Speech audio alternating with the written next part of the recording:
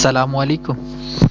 आज से हम एक न्यू सीरीज़ का आगाज़ कर रहे हैं जिनमें हम लोग बात करेंगे समरी या की पॉइंट्स जो हैं हमारे पास इम्पॉर्टेंट पॉइंट या न्यूमेरिकल वैल्यूज़ जो हैं हर चैप्टर की जो कि एमडी कैट में बहुत ज़्यादा हेल्पफुल साबित हो सकते हैं। तो चलें स्टार्ट करते हैं। सबसे पहले है the oldest accurately dated life form was, या कह सकते हैं वो माइक्रो ऑर्गेनिज्म है। यानी लाइफ फॉर्म में जो लिविंग ऑर्गेनिज्म सबसे पहले था वो आपके पास क्या था? माइक्रो ऑर्गेनिज्म था, जिसमें यू बैक्टीरियम आइसोलेटम जो है वो है। और उसको कितने अरसे पहले डेटेड बैक था? वो तकरीबन 3500 मिलियन ईयर्स बैक था। यानी फर्स्ट लाइफ फॉर्म हमारे पास क्या चीज़ आ गई? Micro organism. और उसमें उस माइक्रो ऑर्गेनिज्म का नाम क्या है? यू बैक्टीरियम जो है आइसोलेटम, बैक्टीरियम आइसोलेटम। ठीक है। उसके बाद नेक्स्ट पॉइंट है the resolving power of a light microscope is 250 nanometre और अब which is about 500x that of naked eye. मतलब इसका क्या हुआ? सबसे पहले आपको पता होना चाहिए रिजॉल्विंग पावर का मतलब ये है कि दो पॉइंट्स के दरमियान डिफरेंशिएशन की पावर को क्या कहते हैं हम लोग अपने, या दो ऑब्जेक्ट्स के दरमियान डिफरेंशिएशन की पावर को हम लोग क्या कहते हैं? Resolving power.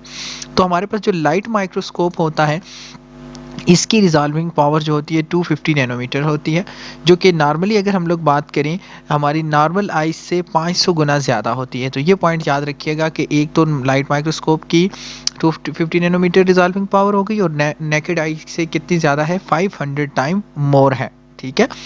उसके बाद थर्ड जो पॉइंट है the human naked I can be differentiated in differentiate can between two points at least 1 millimetre. इसका मतलब क्या हुआ प्रॉपरली कि हमारी आंख के अंदर रिजॉल्विंग पावर कितनी है कि दो अगर चीज़ें हैं वो 1 मिलीमीटर अपार्ट तक पड़ी हुई हैं तो उनको हमारी आंख जो है वो उन दोनों के दरमियान डिस्टेंस को जो है वो देख सकती है।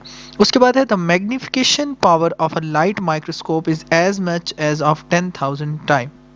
अब क्या हुआ?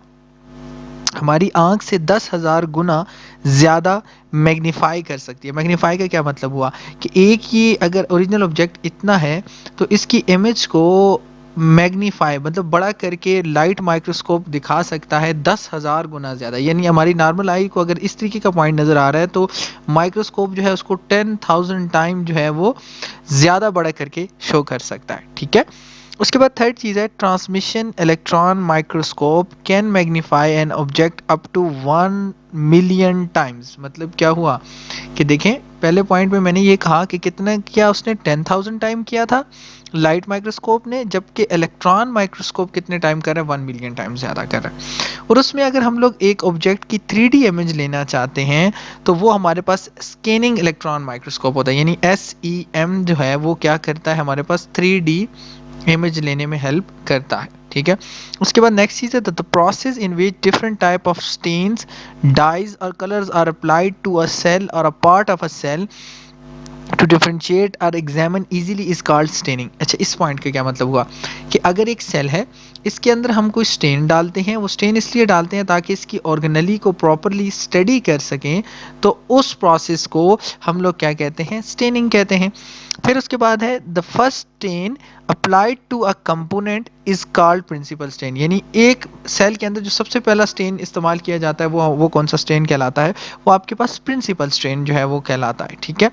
उसके बाद नेक्स्ट चीज़ है काउंटर स्टेन किसे कहते हैं? The stain that make a cell और structure more visible when not completely visible with the principal stain. यानी ये हमने प्रिंसिपल स्टेन डाल दिया था, उसके बाद कोई और स्टेन हमने डाला ताकि ये और प्रॉपरली नज़र आ रही हो ये चीज़, तो उसे हम लोग कौन सा कहेंगे? आपके पास काउंटर स्ट्रेन कहेंगे। ठीक है। ये हमारे पास नेक्स्ट पॉइंट आ गया।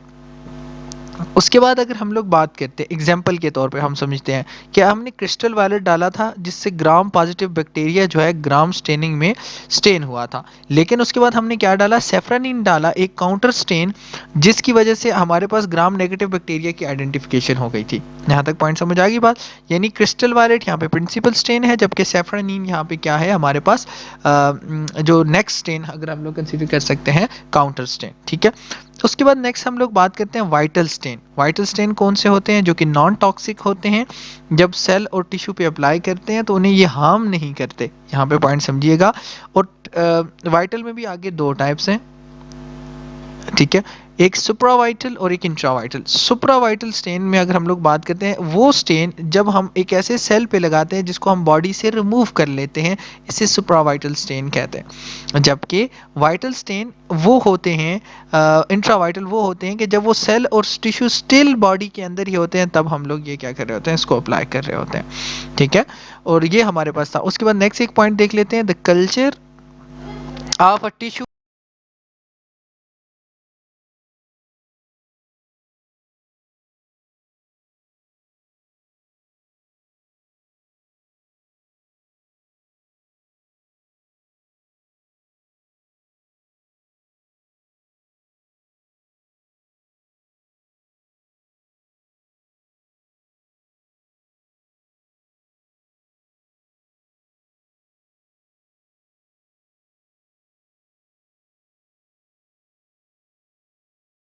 हैं, एक ऑर्गन को क्या करते हैं, ये टिश्यू